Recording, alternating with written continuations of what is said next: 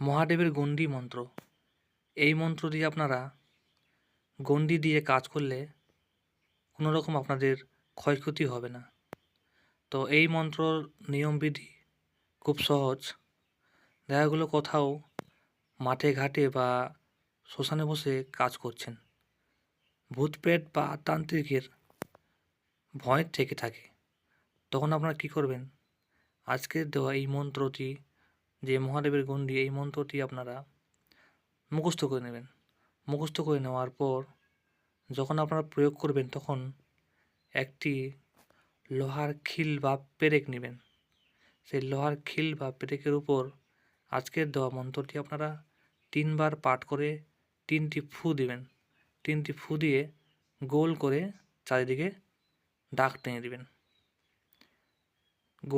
গোল করে দাগ টানার পর সেই সার্কেলের মধ্যে আপনারা বসে কাজ করবেন, গণ্ডির ভিতর বসে কাজ করবেন।